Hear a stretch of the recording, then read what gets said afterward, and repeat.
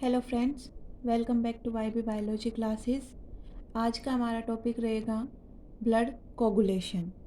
Blood coagulation में हम बात करेंगे डेफिनेशन की कि जो ब्लड कोगुलेशन है या फिर हम बोलते हैं इसे ब्लड क्लॉटिंग, इसे हम ब्लड क्लॉटिंग भी बोल सकते हैं। इसके अंदर हम डेफिनेशन की बात करेंगे, एम क्या होता है ब्लड कोगुलेशन का, उसकी ज़रूरत क्या है, कितने टाइम पीरियड तक ये ब्लड कोगुलेशन होगा, कोगुलेटिंग फैक्टर कौन कौन से हैं, कौन सा मैकेनिज्म यूज़ होता है कोगुलेशन में, उन सब की बात करेंगे। तो शुरुआत करते हैं डेफिनेशन से कि जो ब्लड कोगुलेशन है उसकी डेफिनेशन क्या होगी। ब्लड कोगुलेशन मतलब खून का जमना। जब ब्लड लिक्विड फॉर्म से कि फ्लूइड फॉर्म से और जेल फॉर्म में कन्वर्ट होगा, तो जो ये प्रॉपर्टी है ब्लड की चेंज होने की from liquid form to gel form within few minutes, कि कुछ ही मिनट्स के अंदर जो ब्लड है वो फ्लूइड फॉर्म से जेल फॉर्म में कन्वर्ट हो जाएगा जैसे ही ब्लड एयर के कांटेक्ट में आता है। तो ये डेफिनेशन है कि the property of blood to change from fluid form to gel form within few minute of its coming in contact with air. जैसे ही एयर के कांटेक्ट में ब्लड आया तो कुछ ही मिनट के अंदर वो फ्लूइड फॉर्म से और जेल फॉर्म में कन्वर्ट हो जाएगा। ये है इसकी डेफिनेशन कि ब्लड क्लॉटिंग होती क्या है। अगर हम बात करें इसके एम की कि जो ब्लड क्लॉटिंग है उसका एम क्या है या फिर इसकी ज़रूरत क्या है, तो एक्सेसिव ब्लीडिंग को रोकने के लिए, टू प्रिवेंट एक्सेसिव ब्लीडिंग को रोकने के लिए, बॉडी से एक्सेसिव लॉस ऑफ ब्लड को रोकने के लिए, जब हमें कोई भी इंजरी होती है, हमें कोई चोट लगी, तो उस टाइम पे ज़्यादा ब्लीडिंग ना हो, हमारे बॉडी से ज़्यादा ब्लड बाहर ना निकले, उसे प्रिवेंट करने के लिए ये एक नेचुरल डिफेंसिव मैकेनिज़्म है। नेचुरल डिफेंसिव मैकेनिज़्म है ब्लड क्लॉटिंग। तो जो ब्लड क्लॉटिंग है उसका एम है कि जब भी हमें कोई भी इंजरी हो तो उस ड्यूरिंग एक्सेसिव ब्लीडिंग को रोकने के लिए एक नेचुरल डिफेंसिव मैकेनिज़्म है ये। पीरियड की बात करें कि जो ब्लड क्लॉटिंग है इसके पीरियड की बात करते हैं कि ये कितने टाइम पीरियड तक हो सकता है। जो क्लॉट है वो तो 15 से 20 सेकंड के अंदर बनना स्टार्ट हो जाएगा और जो क्लॉट है वो फुल्ली फॉर्म होगा विद इन 3 to 6 मिनट की, मैक्सिमम 6 मिनट के अंदर। नॉर्मल पर्सन की अगर हम बात करें कि नॉर्मल पर्सन के अंदर 3 से 6 मिनट के अंदर ब्लड कोगुलेशन स्टार्ट हो जाएगा और 15 से 20 सेकंड में जैसे ही इंजरी होने के 15 से 20 सेकंड के अंदर अंदर ब्लड कोगुलेशन की जो प्रोसेस है वो स्टार्ट हो जाएगी और मैक्सिमम ये टाइम लेती है नॉर्मल पर्सन के अंदर 3 से 6 मिनट का। अब हम बात करते हैं कोगुलेशन फैक्टर्स की।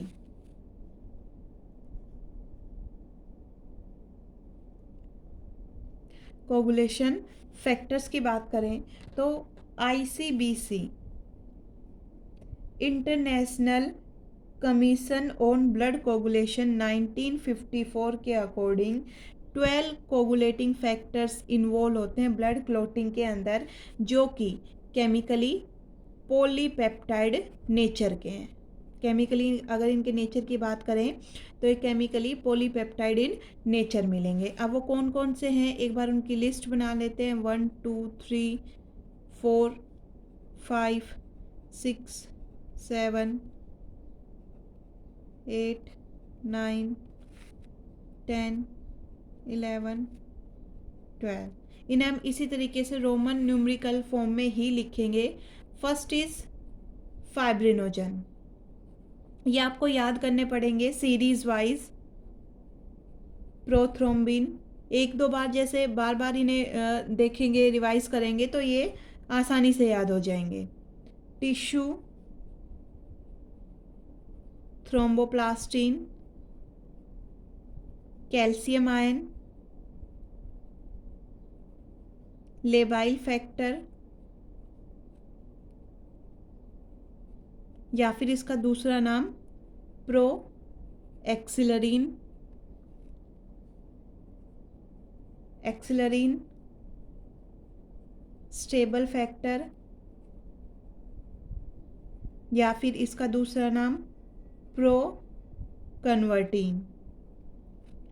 8th one is AHF, anti haemophilic factor. 9th है क्रिसमस फैक्टर या फिर PTC, plasma thromboplastin component. 10th one is Stuart Prower factor. 11th plasma thromboplastin antecedent PTA। 12th is surface factor या फिर contact factor. इसके अलावा इन 12 के अलावा एक एक्स्ट्रा फैक्टर भी प्रेजेंट होता है। 13th fibrin stabilising factor.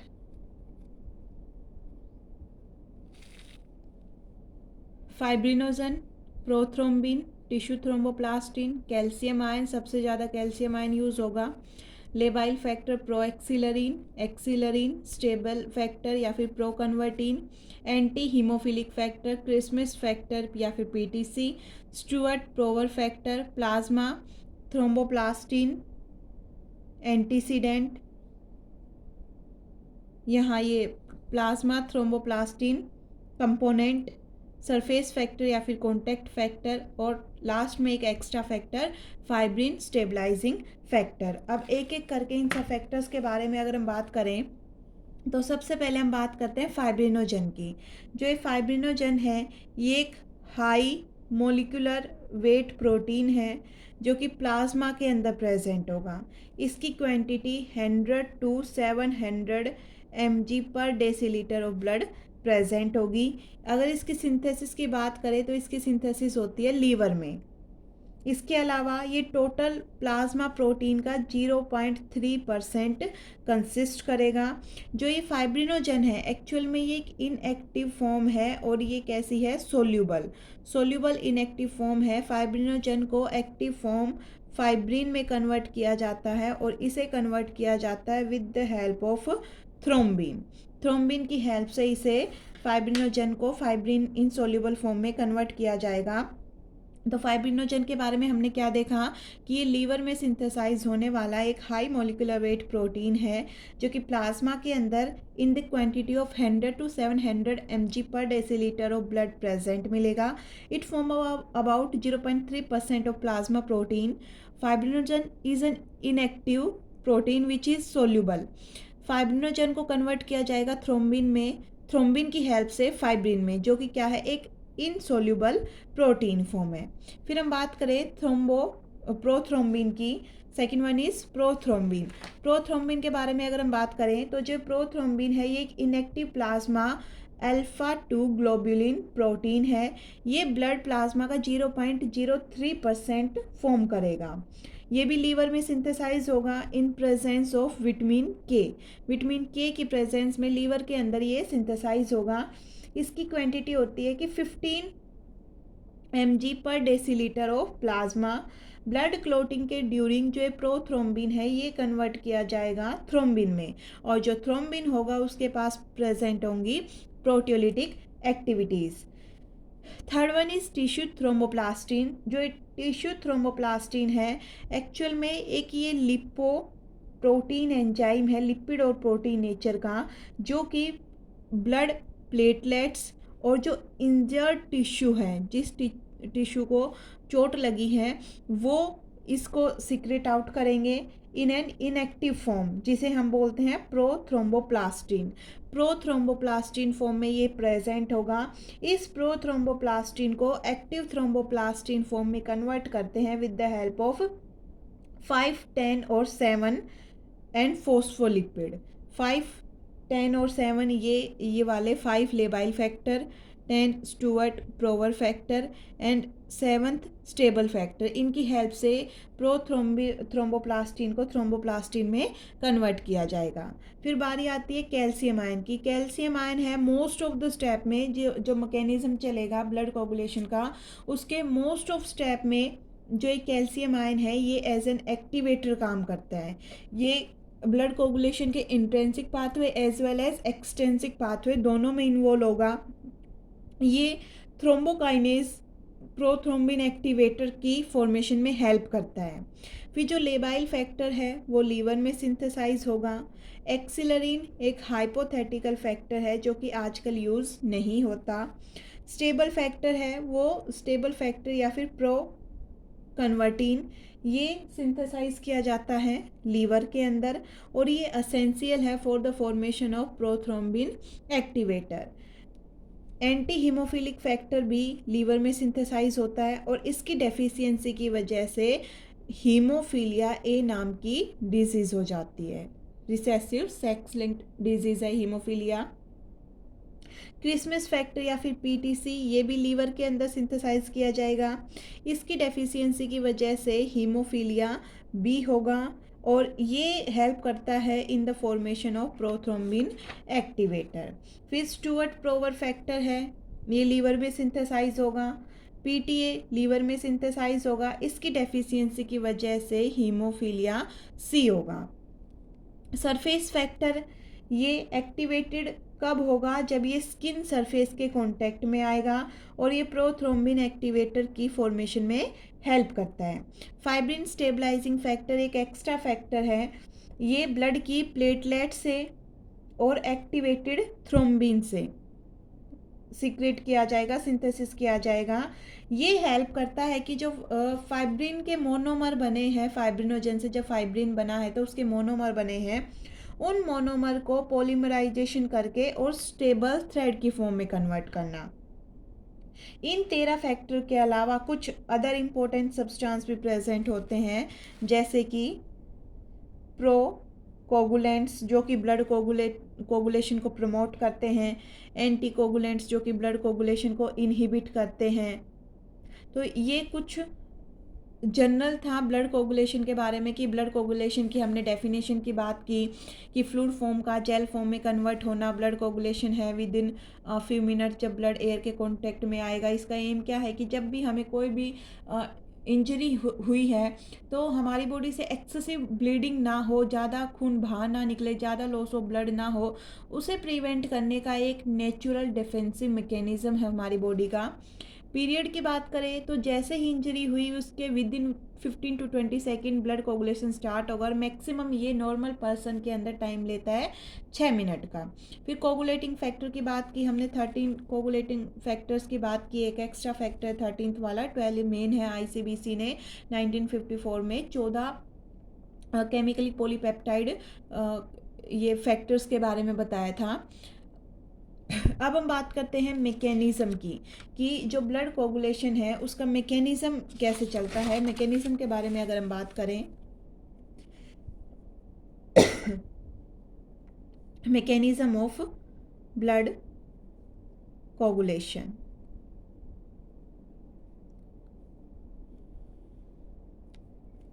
तो सबसे पहले जो ब्लड कोगुलेशन के मैकेनिज़्म के बारे में दो साइंटिस्ट थे, बिग्स एंड मैकफार्लोन।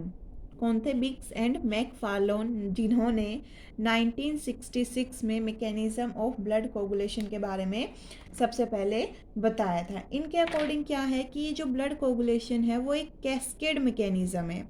अब ये जो कैस्केड है ये क्या होता है? कैस्केड मैकेनिज़्म मतलब कि चेन रिएक्शन चलती है। कैस्केड मैकेनिज़्म मतलब चेन रिएक्शन चलेगी एक के बाद एक with multiplication at every step, कि हर एक स्टेप पे मल्टीप्लिकेशन होगा। जैसे फॉर एग्जांपल कि एक मॉलिक्यूल है, वो मॉलिक्यूल किसी एंजाइम या फैक्टर की हेल्प से 2 मॉलिक्यूल में कन्वर्ट किया जाएगा, फिर दूसरे एंजाइम और फैक्टर की हेल्प से ये 4 में, ऐसे करके 8 में, 16 में, 32 में, ऐसे करके ये पूरी सीरीज चलेगी चेन की, जिसके अंदर हर एक स्टेप पे मल्टीप्लिकेशन होता है, नंबर आगे और बढ़ाया जाएगा। ये मेनली जो मैकेनिज्म ऑफ ब्लड कोगुलेशन है इसके 3 स्टेप चलते हैं। फर्स्ट स्टेप है formation of prothrombin activator, second है conversion of prothrombin into thrombin, कि जो प्रोथ्रोम्बिन है उसे थ्रोम्बिन में कन्वर्ट किया जाएगा, और थर्ड क्या होगा कि conversion of fibrinogen into fibrin and formation of blood clot. ये 3 स्टेप चलेंगे। इन 3 स्टेप के बारे में हम एक एक करके बात करते हैं। सबसे पहले हम फर्स्ट स्टेप की बात करते हैं। फर्स्ट स्टेप हमारा क्या है? फॉर्मेशन ऑफ प्रोथ्रोम्बिन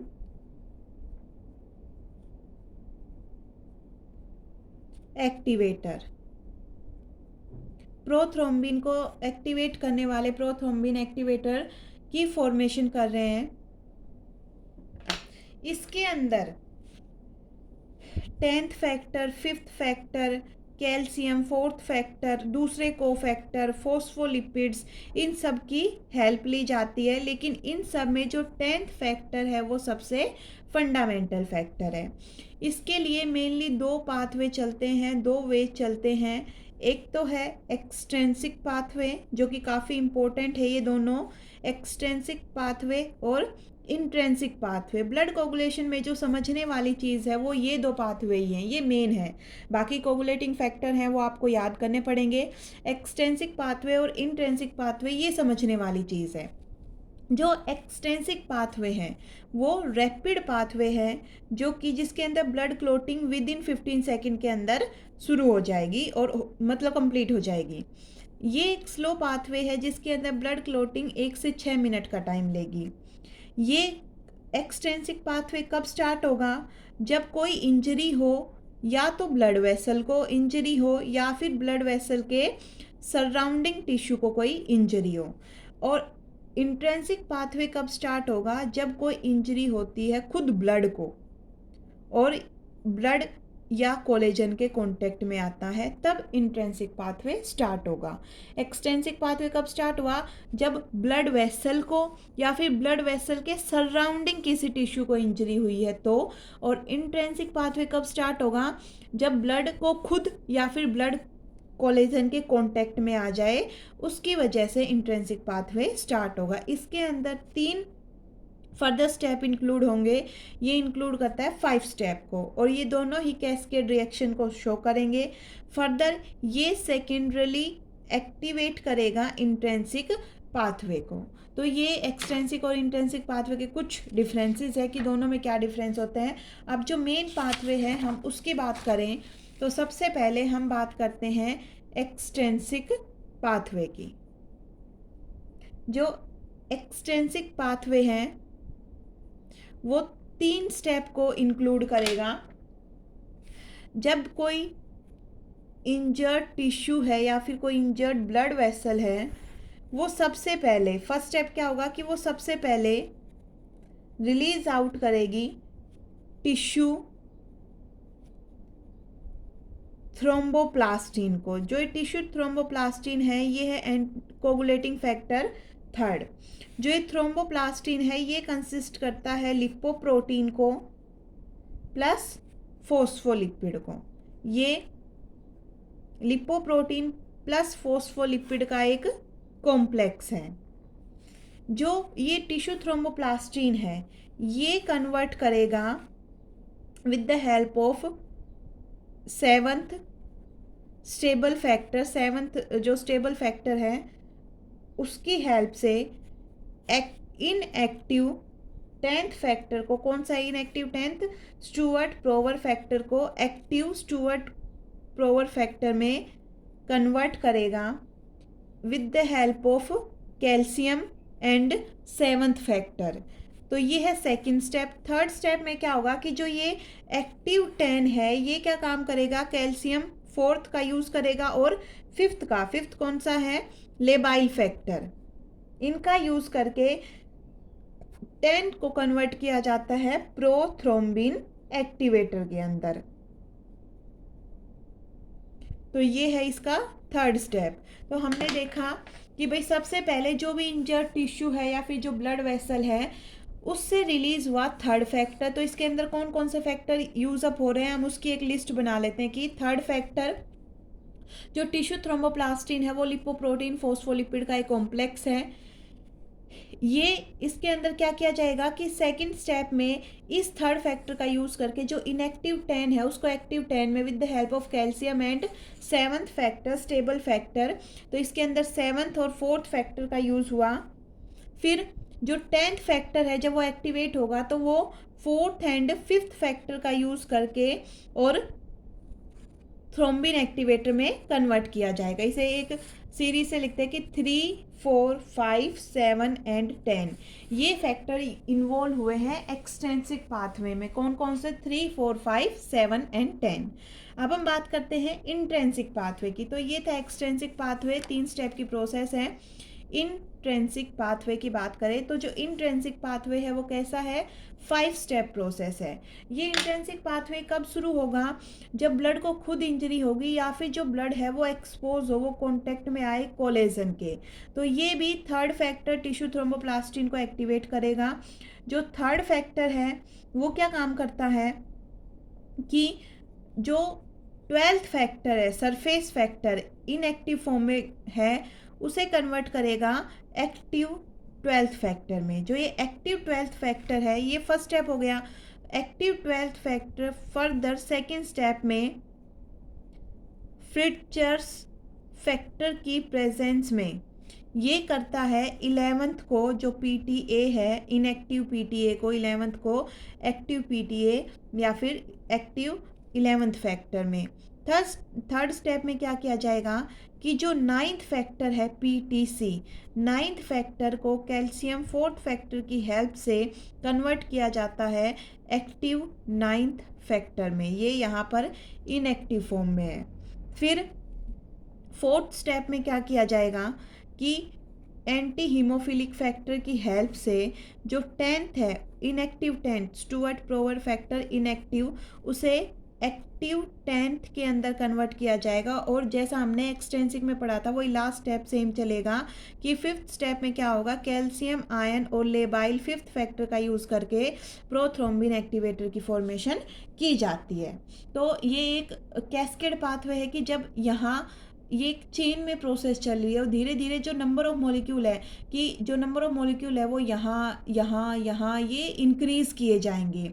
तो ब्लड सबसे पहले एक्सपोज हुआ कोलेजन से या फिर वो बाहर ब्लड को खुद कोई इंजरी हुई जिसकी वजह से उसने थर्ड फैक्टर को सीक्रेट किया। तो इसमें कौन कौन से फैक्टर यूज़ हुए? Third, fourth, fifth, 9th, 10th, 11th, 12th और साथ में ये AHF anti haemophilic factor 8th भी है। तो ये फैक्टर यूज़ हुए यहाँ पे। ये जस्ट मैंने समझने के लिए लिखा है, वरना आप इस तरीके से लिखेंगे third, fourth, fifth, 8th, 9th, 10th, 11th और 12th इस तरीके से फैक्टर हम यूज़ करेंगे। यहाँ एक जैसे लास्ट वाला स्टेप एक्सटेंसिक और इंट्रेंसिक में सेम रहेगा कि भाई जो 10th फैक्टर है वो एक्टिवेट करके कैल्शियम आयन और लेबाइल फैक्टर की हेल्प से प्रोथ्रोम्बिन एक्टिवेटर में ये दोनों पाथवे में सेम है। यहाँ से हम 12th से शुरुआत करेंगे। 12th, 11th, 10th हमने इसलिए नहीं लिखा क्योंकि 10th बाद में यूज़ किया जाएगा। 10 के बाद 9 और 9 के बाद जैसे लास्ट स्टेप आ गया 10 का। तो एक सीरीज से लिखना है हमें, ये नहीं कि ये हम ऊपर नीचे लिख दें कि 9th की जगह 10th लिख रहे 10th की जगह 9 लिख दें। तो ये है फर्स्ट स्टेप। फर्स्ट स्टेप में एक्सटेंसिक और इंट्रेंसिक पाथवे की हेल्प से हमने क्या किया कि प्रोथ्रोम्बिन एक्टिवेटर की फॉर्मेशन कर ली।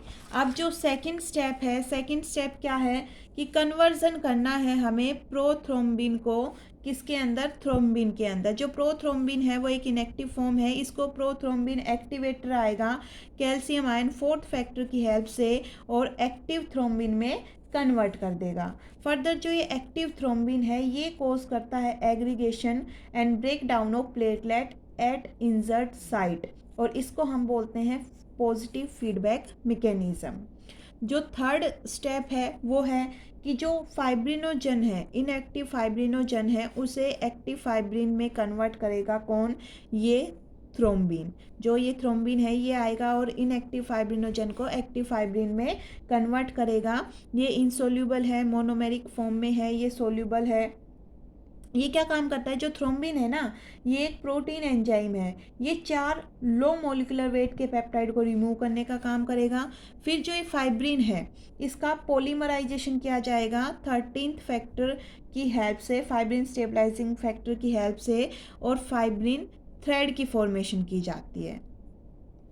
ये बहुत रैपिड प्रोसेस है, जो ये फॉर्मेशन ऑफ फाइब्रिन थ्रेड है, ये काफ़ी रैपिड प्रोसेस है और ये 10 से 15 सेकंड के अंदर परफॉर्म कर दी जाएगी।